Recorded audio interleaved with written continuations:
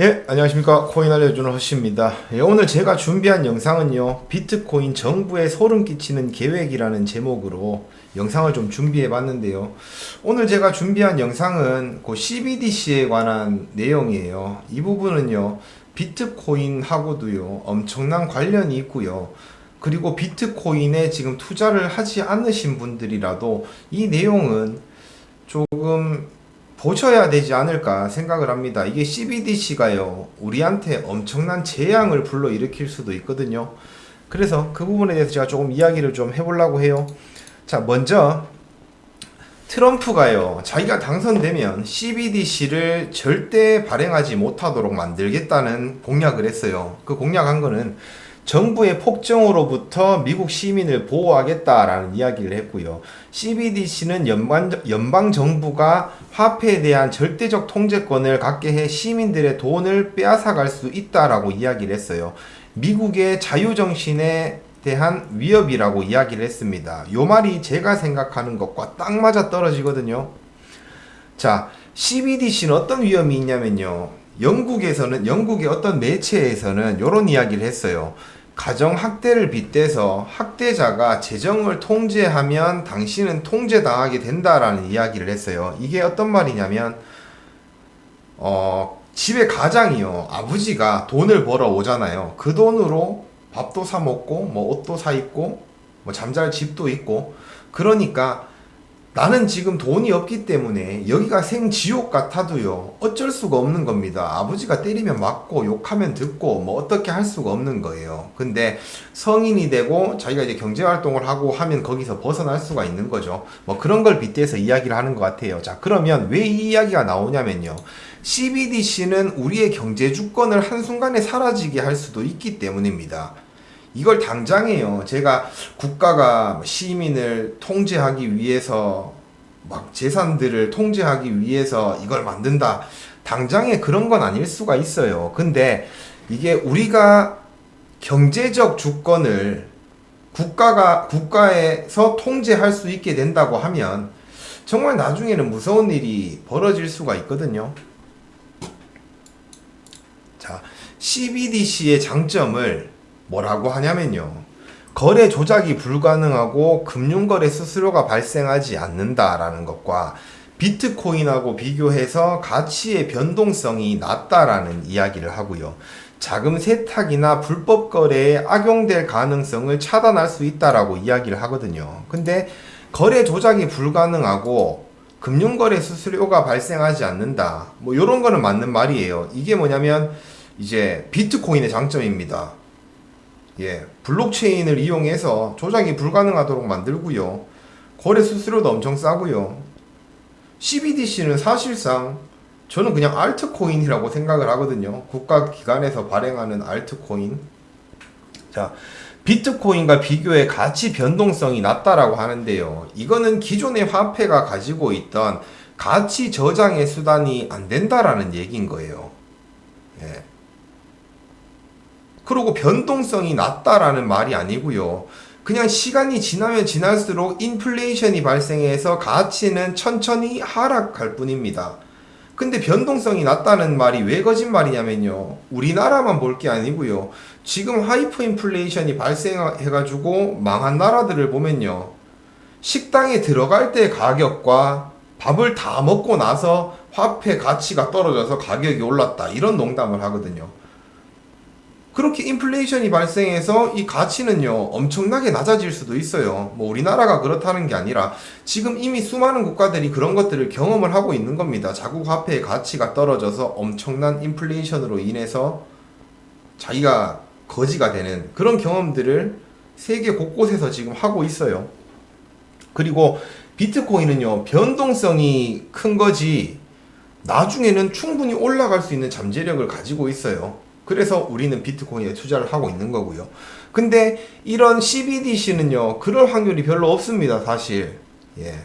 그리고 자금 세탁이나 불법 거래에 악용될 가능성을 차단할 수 있다라고 이야기하는데요. 이게 지금 우리가 생각할 때는 뭐 보이스피싱이나 뭐 이런 특정 범죄, 막 마약 거래 이런 것만 생각을 하는데요. 우리가 옷을 사러 가가지고 아니면 시장에 가서 물건을 살 때요, 이거 현금 드릴 테니까 조금 할인해 달라. 요런 것도 불법 거래거든요. 맞잖아요. 탈세를 위한. 근데 우리 생활에는 엄청 이런 일들이 비일비재해요. 세금을 조금 깎아가지고 이제 소비자들한테 좀 더 싸게 주고 장사하는 사람들도 내가 조금 더 많이 남기고 그런 거는 어쩔 수 없는 거거든요. 그런 것까지 통제당한다라고 하면 소상공인들은 다 죽습니다. 지금 프리랜서로 일하시는 많은 분들이요. 세금을 따박따박 모두 정상적으로 납부하시는 분들이 얼마나 될까요?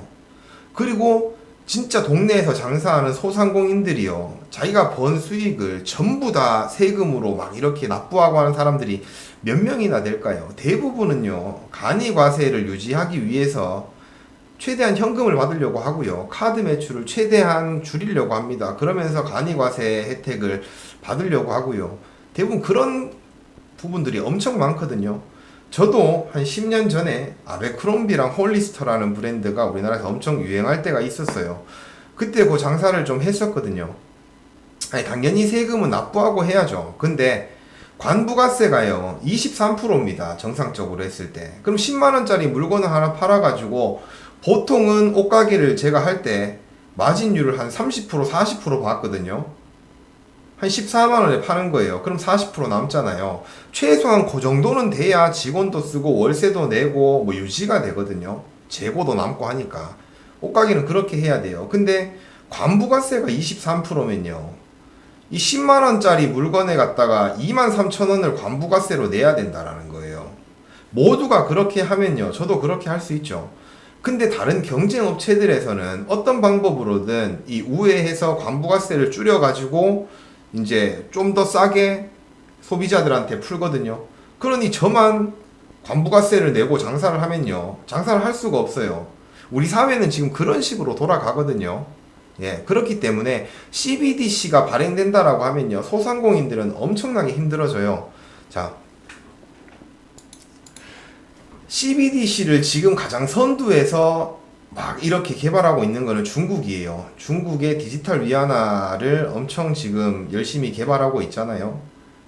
근데 중국은요, 당이 하나뿐이잖아요. 공산당 체제란 말이에요. 그러다 보니까 중국은 국민들을 엄청 통제하기도 쉽고요. 중국 부자들이 그래서 자꾸만 외국에 막 이상한 땅도 사고 뭐 투자도 하고 막 이러잖아요. 몰래 우회해서. 왜냐면 언제든 정부가 자신의 자산을 어떻게 통제를 하고 할 수 있으니까. 그래서 중국은요, 이 외국으로 빠져나가는 막 그런 중국 부자들의 자금을 더 통제하고 싶어가지고 CBDC를 발행을 하는 거예요. 그럼 공산국가니까, 공산당 체제니까, 이제 국민들을 CBDC를 사용하게 만드는 것도 뭐 우리 같은 미국이나 뭐 이런 우리 같은 국가들보다는 쉽겠죠. 그래서 하고 있고요. 그리고 얘들이 써보니까요, 국제무역에서 디지털 화폐가 엄청 좋은 거예요. 지금은 달러가 기축통화 역할을 하다 보니까 뭐 이제 환율도 있고 뭐 우리나라 돈을 뭐 달러로 바꿔가지고 다시 달러를 그 다른 나라 화폐로 바꿔가지고 뭐 수수료도 들고요. 시간도 엄청 오래 걸리고요. 근데 디지털 화폐를 사용해 보니까 그냥 수수료도 엄청 싸고 속도도 엄청 빨라요. 그냥 슝 하니까 가고 끝나는 겁니다. 예. 그래서 얘들이 달러 기축통화로 지금 사용되고 있는 달러의 지위를 낮추고 위안화의 사용을 증가시키려고 CBDC를 발행하고 국제무역에서 국가 간 무역에서 막 이렇게 활용을 하려고 막 노력을 하고 있는 겁니다. 예. 자, 미국이요. 왜 ETF를 승인하고 달러 패권에 위협을 가하는 비트코인을 자꾸만 요즘은 조금 우호적으로 변했나. 요렇게 제가 계속 그거를 생각을 해봤거든요.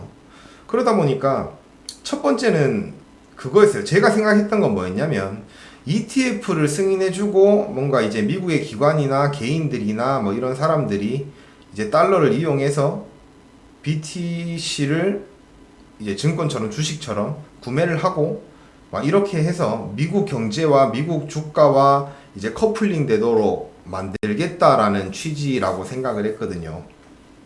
예. 근데 그것도 맞는 말이긴 해요. 맞는 말이긴 한데 지금 제가 생각을 또다시 해보니까요. 지금 전 세계적으로 CBDC를 막 발행하려고 해요.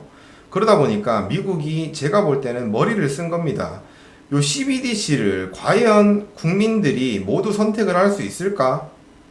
다 이게 화폐가, 자국 화폐가, 종이 화폐가 없어지고 CBDC로 막 그걸 국민들이 따라줄까? 요런 생각을 했던 것 같아요. 그러고 미국을 생각하면 가장 떠오르는 단어가 뭔가요?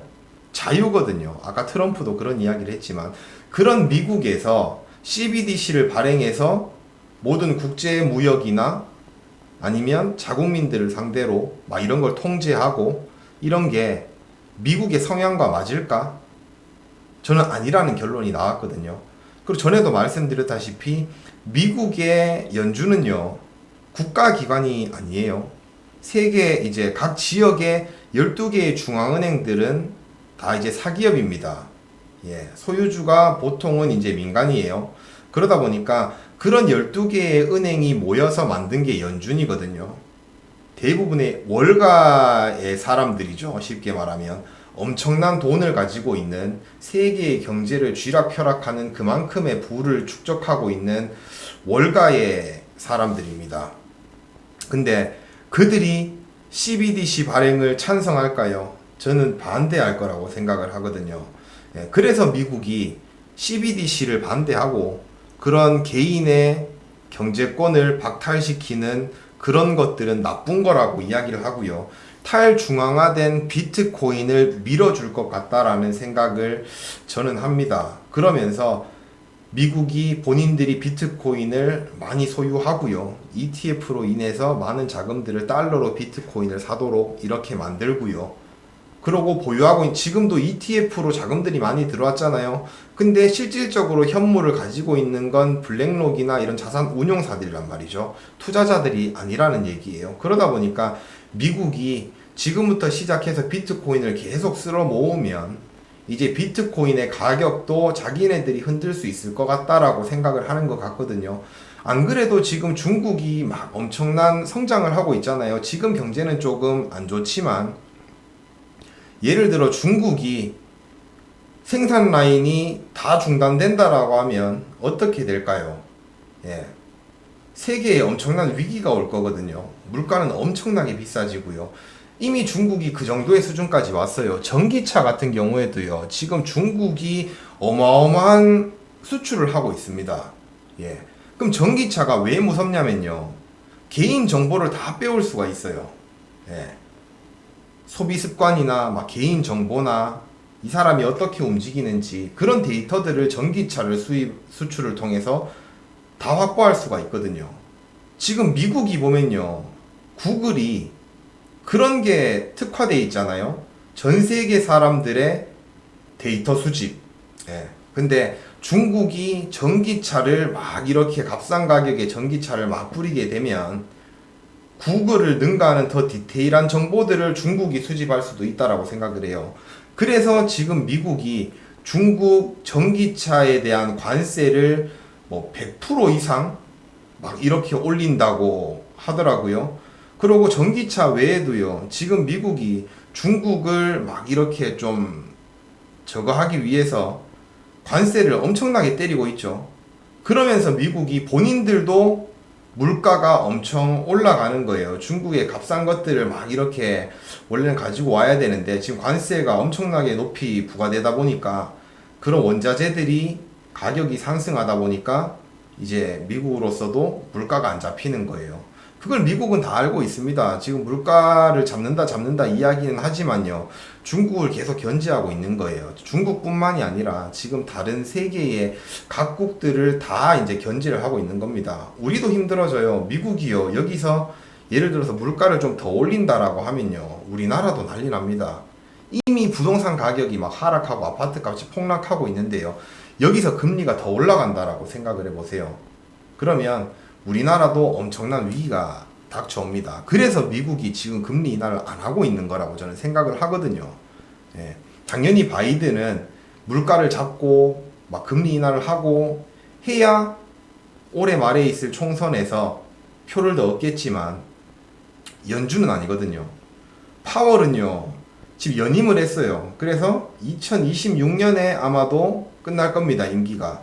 그러면 이제 파월은 은퇴하고 나서 월가로 가야 되거든요. 돈을 벌려면. 그러면 지금 월가에서 가장 좋아하는 거는요. 막 한국이든 중국이든 뭐든 다른 나라들을 폭삭망하게 하는 겁니다. 예.